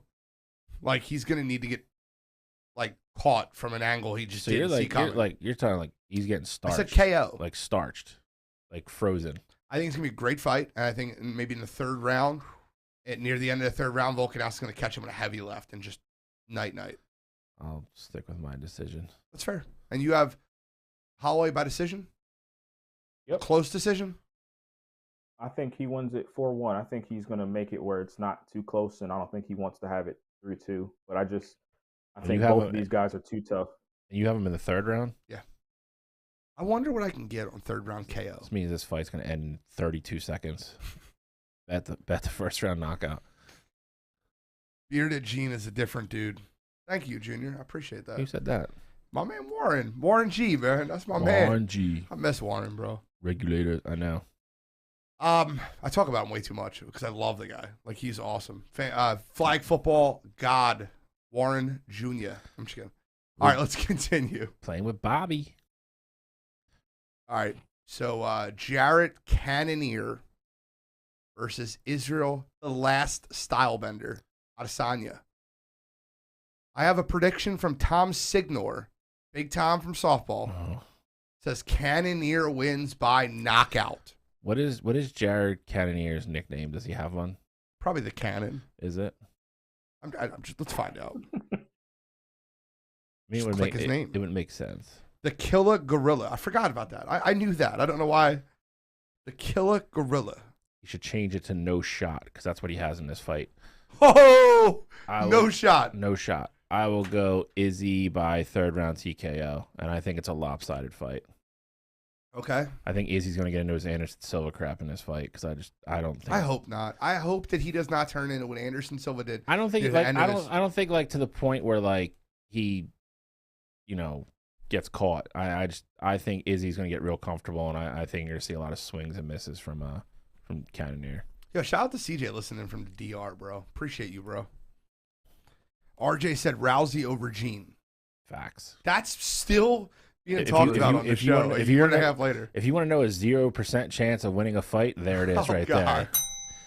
Gene, 0% chance to win that fight. All right, so I don't want to keep bringing this up. Oh my God! But I'm telling you right now, if this ever went viral and it's ever got to her, the amount of people that would hate me after beating her ass in a UFC fight. It is a no-win situation for you. It is no-win situation. But you're going to take that beating. But for $500,000, I take it. I told you. I'm not kidding you. I told people. You lost some weight, too. Your advantage is shrinking by the day. My advantage is shrinking? By going to the gym every day and working out, my advantage is Catrell said Catrell said lay and pray odds are going down. I'm telling you right now, bro. It would be Walzak by first round KO. I'm sticking with my other prediction. Rousey by think cardio failure. RJ says Izzy first round stoppage. I wouldn't be surprised. I as shocked as I was that Volkanovski was as big a favorite as he was, I was shocked that Izzy wasn't a bigger favorite for this fight. Okay, so the reason he's not is because Cannonier has bombs. And I think Izzy's going to fight that fight, at least the first round and a half, very tentative. I think it'll be a slow starting fight, and I think Izzy will find his ground. I think he'll stick and move. I think he'll win the first round by points. I think the second round he'll start doing a little bit more damage near the end. I like what you said, third round stoppage. That's kind of where my head was at. I hate copying off of you, but I think that's what will end up being. I'll allow it. Well, Let's go. We got a trifecta here because I also have Third round TKO. Third round TKO. It's just the way I see it. I gotta change. I gotta change. Everybody at home pick Cannonier by decision.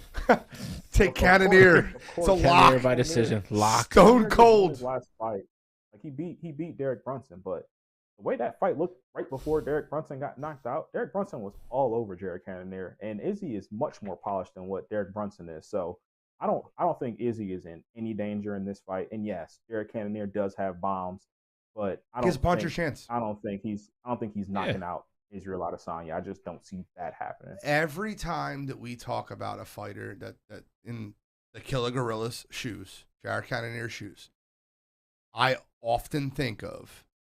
I can never say never because Matt Serra knocked out George St. Pierre. And in reality, that's this fight. It's a guy that is an all-time fighter, like Israel Adesanya. This wouldn't be the biggest upset. I get what you're saying, though. It's the same premise. But that's the premise. That's still the... But how often does that happen? I think that's got to be it's still got to be the biggest upset in the history of UFC. Matt Serra over George St. Pierre? It has to be. No, it's in my opinion, the biggest upset ever is Amanda Nunes losing. That's the biggest upset ever. That's tough. It's tough. I don't know one person that picked Matt Serra to win that fight. Do you know anybody to pick? No, Juliana but Pena? No, but I'll put it to you this way: we released something on the show, and you're like, Juliana Pena is not necessarily gonna get slept. She's a tough girl. Blah blah blah. Nobody was like, watch out for Matt Serra's right. Nobody said that. Everybody's like, Matt Serra is just. This is a placeholder. Eric Rosenblum has a big one too. What's that? Holly Holm over Ronda Rousey. That was big. That was huge, big. Bro. I remember the preacher's daughter. The only thing I'll say with that, Holly Holm was a way more accomplished fighter than First of all, let's stop lying. Anybody knew how Holly Holm was. I'm not saying that. I'm saying if you look at her backstory, Sarah's a jiu-jitsu guy. If you would have told me hey, GSP hits him and they get on the ground and Matt Serra slips into something, I could have bought that. No, if you were Matt Serra's going to knock George St. Pierre out in the second round, I'd be okay, you should stop doing drugs. Serra built his whole career of being a knockout artist off that fight. Yeah, and it didn't go well after that. No, you're right, but that's what he was. He was that guy that kept loading up for that big left hand. Wild. But, okay, so we all have Izzy by third round TKO. Real question. Real. If somehow somebody I've said before, if I hit Powerball, I will spend whatever money, I will generate whatever needs to be done to get you in a cage with Ronda Rousey. Okay. How long of a training camp would you want to get in that? 6 weeks. 6 weeks? That's it. God. Is that too long, too short? What do you? It's way shorter than I thought you were going to say. I thought you were going to say 10. 6 weeks. I'll tell you right now, if we fought tomorrow without a training camp, I'd still beat her. I'm telling you. 6 weeks just gives me a layup. Bro, I'm not kidding with you. The only thing, you know what's funny? Watch this, ready? And I'll tell you, I'll write it down if you want. There's one way she beats me in the fight. One way. And I know exactly what that way is, and I want to have to learn how to defend it properly for her to beat me. Neither one of you guys will say it. Catrell, how does Ronda Rousey beat Gene Walzak in a fight? Seriously, I'm not trying to be smart. How? You how many ways do you want? No, just pick the way it happens. If it happened, pick the way it happens. Armbar. Armbar. Okay. What would you say? I mean, that's gonna be the odds-on favorite. I mean, Yeah, like that's gonna be the betting favorite. I don't think you will outstrike her. I can curl her, but that's fine. She's gonna put me in an armbar. I'll be able to curl her, but oh god, that's not gonna happen. I would. She's 130. I can curl 135. You do realize her husband was a UFC heavyweight. Like, oh god, we got 2 big announcements coming. I promise. But give me your method of victory. I told you. I literally See, RJ said it. There's a weird way where like I think you somehow like maneuver your way out of the first round, and then I just think you're gassed. Okay, so I die by death. I said it before. I said Ronda by cardio failure, and I'm RJ said it perfectly. This is the way she could beat me if she ever beat me. This is the only chance I'd give her. That's what he said. It's the only way she can beat you. Chop the legs out. So leg kicks to the lower leg would be the way I'd worry. If she's stuck and move with leg kicks. And then if she starts doing that, you get slower, and then she's going to take you down, and it's going to be worse than Turtle and her taking me down would be the worst mistake that she ever made. I'm just saying. I need to buy a lot of lottery. What are my strengths versus Ronda? Strength. Let's start there. Knockout power. I think she's way stronger than you think she is. All right, 2 announcements, and then we'll get. You got to be kidding me because we got to move. One announcement. I want to offer Shally a bet. Next week we play King's Corner. Next week we play his team, and they beat us in the spring. And I'll be clear, they beat us. There's no excuses. I don't want to sit and pretend that we we shit the bed. That is what it is. Next week we're beating their ass. I'm just letting you know that now. I'll even spot them 3 runs for this bet. I was beating my ass 3 runs. I'm saying that's not beating my ass. 3 runs. At least, well, if you're saying you're beating your ass, that's like beating. That's winning by like 8 or 9. So I'm telling you, we're gonna win. Do you have confidence in your team to win? What'd you say, Catrell? Said spot 'em 6. No, I'm telling you, we're gonna win. Do you have confidence in your team to win? Yeah, we're gonna have everybody there. I think. Okay, so what would you be willing? I don't want to do money because money. We're not gonna do money. What would you be willing to bet on your team? I don't know. What do you want to do? You said you had something in mind. Some type of humiliation act. Humiliation act. I want that on air next week. What are you proposing? I don't know, but I know that if I lose, I'll get a green Spiders shirt and wear it the entire show. I mean, that's weird. I mean, I have wire-to-wire shit. I mean, I'm not saying that. I'm saying for you something different. Maybe we get to tutu, and you have to wear the tutu the entire show. If you think you're getting off wearing a Vertex jersey or a green Spider jersey, and I'm wearing a freaking tutu, my head's already shaved, bro. I'm not shaving the head. Mustache 5 months. Hey, one eyebrow. I punched to the sternum and a knee to the face. Nighty-night, Gino. All right, second thing. We are going to announce city versus city. We'll get into a bet. We'll figure one out. City versus city. It's going to be the Mount Rushmore of every city. Philadelphia versus Cleveland will be the opening week next week. Philly versus Cleveland. Mount Rushmore. And I'll tell you right now, Cleveland's got a solid Mount Rushmore.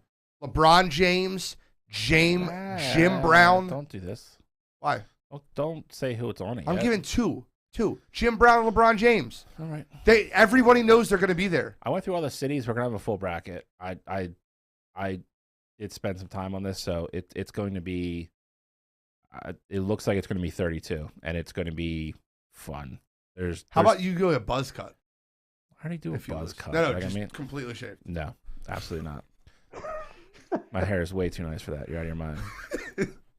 We'll figure out a bet for next week, but I'm telling you right now, wire to wire, -3.5 for the dub. Well, all right. Well, who's puck taking this time? Who's what? Who's puck taking? He took you guys last time. Oh, that's fine. Take them. Take I already made an ass out of you once. I would like to earn your respect back. I also like how you say like you're to beat our ass and you put the same spread on it that you put on it last time. It's fair. We're gonna win. What do you got, Catrell? I mean, I took Gene last time. You know, I don't want to make that same mistake again. I got team Bill. Team Green Spider. Team Green Spiders. Green Spiders. Get them all fired up. Send a text message out. Say I was talking a bunch of shit. I don't mind. They're probably all listening. I told them it was going to be the end of the show.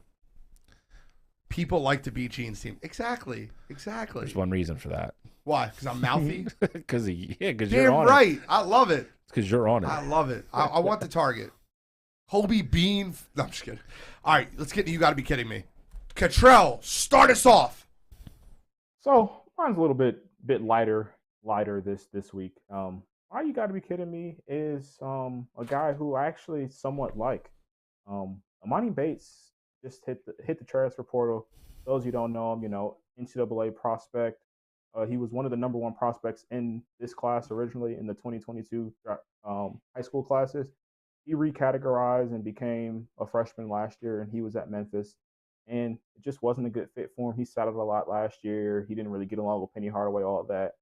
But this is a guy who had all the talent in the world, and I think he waited way too long to make his decision. And he ultimately ended up he's going to be at Eastern Michigan next year. I think that is way too small of a program for one of the top basketball playing players in the country. And so for that this week, Imani Bates. Come on, you gotta be kidding me. Shally. I can tell you from having like firsthand knowledge of that school, that is a terrible fit for him. It is not a big school at all. I read that right before we went on air, and I was shocked.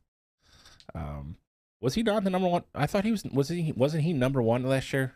Like the number one kid in the class, recruiting wise. He would have been number one for 2022, and then he reclassified at the last minute, came in at 17. Okay. And then went to Memphis. I gotcha.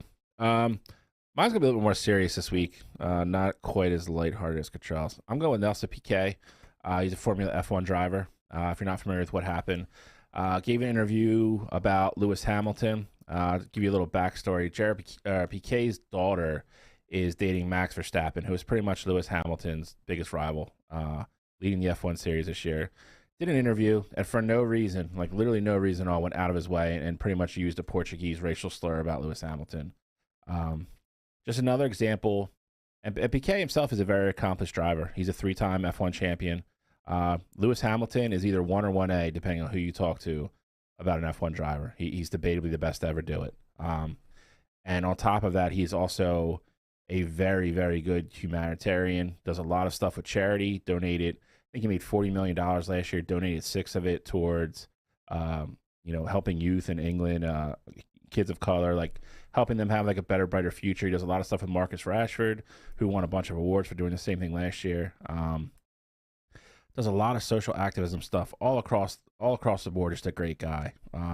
Again, to have a conversation, have to diss somebody on a podcast, and again, just resign yourself to using the fundamental thing of using a racial slur to talk bad about somebody is just disgusting.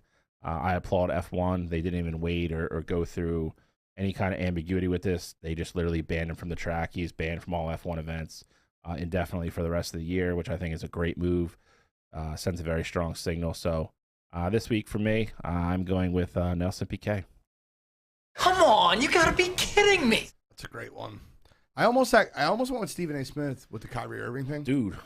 I really did. And I wanted to talk about that a little bit more because I can't. We don't have time. But I think that beef is hilarious. But the truth is, I don't like Kyrie Irving, but he's right. He's 100% right. And Stephen A. Smith, it really oversteps his bounds a lot. And I think it's embarrassing.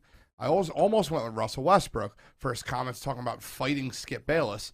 Once again, don't like Skip Bayless, but Skip Bayless is 100% in the right. If you have an athlete talking about fighting Skip Bayless, don't say anything you wouldn't say to my face. He's like, I'll say it to your face. Come on my show. I don't mind. I'll call you Westbrook. I think that Westbrook's such a pansy for having an issue with Westbrook. But for this week, I have to go with the I shout this guy. I shout this guy out last week, Benedict Mathurin. He comes in the league and he gets an interview and they say, I don't think anyone's better than me. LeBron James is going to have to show me that he's better than me. I don't mind confidence from the kid. I don't. What I do mind is you tell on a 37-year-old, first ballot Hall of Famer, second greatest basketball player ever to play the game, that he has to show you that he's better than the 6th overall draft pick in the NBA draft. I need you to do me, and this is for a lot of these kids that get drafted. A lot of them. It goes from Chet Holmgren, Benedict Mathurin, a lot of them. Shut up. Humility goes a long way. Being able to say, I just want to put my head down, work hard, be a part of the team, and do well would work wonders for you. Saying that LeBron James has to show you that he's better than you? Are you serious? You're talking about the guy that lost in the Final Four for Arizona? LeBron James, at 37 years old, would have led Arizona to national championship. I don't understand comments like that. So for this week, Benedict Mathurin. Come on, you gotta be kidding me. I mean, to your point, I mean, all you do is go watch Paulo's interview, Jabari Smith's interview, and Ivy's interview, and then go watch Chet and all those other guys, and there is a distinct difference. 100%. The first three I mentioned literally echoed all the things you said. I want to join the team. I want to get better. I want to do whatever I can to help the team, so forth and so on. These other guys are coming in saying just outrageous things. When's the first time the Lakers play them? There's no way that didn't get back to LeBron. So there's no way. That would be a teaching moment. I promise you. Whenever they play at night, like if whatever LeBron is like to score plus 35, take it. I'm telling you right now, there will be within a couple minutes of the basketball game, there will be a screen set to make sure that Mathurin's on LeBron James and LeBron will take him to school. It's gonna be poster time. I think he's gonna hit him with a fall away three. Just splash. But final thoughts. Anything? No. Catrell? Oh, I got a little something. Just to rub it in Bill's face here. You know, this past week the Buckeyes signed not one but two 5-star receivers, two of the top receivers in the country, and right now Michigan has the 12th ranked recruiting class in the Big Ten right now. So for 2024, take that. It's fine. I want to say something real quick about that, and I just want it on record now. And remember the last part of this show. I might have been wrong on Ohio State. I think Ohio State might win the national championship this year. Okay, I'm gonna tell you why. Oklahoma State's defensive coordinator is the reason that I feel that. I think their offense is always going to be good, but I think what happens was their defense and what he did. I looked at the Oklahoma State recruiting. But we'll get more into that later as we talk college football. But I want it on record. Ohio State will be in my playoff, and they could win the national championship this year. And I'll go one step further than that. I think this upcoming season will be the most talented class that we've seen from Ohio State in the last 20 years. Okay. Well, with that being said, I'm Gene Walzak. This is Wire2Wire Sports Podcast. Download us on Download us on Spotify, Apple Podcasts, iHeart, Stitcher, wherever you watch podcasts. Follow us, share us. Thank you so much for listening. We are Wire2Wire signing out.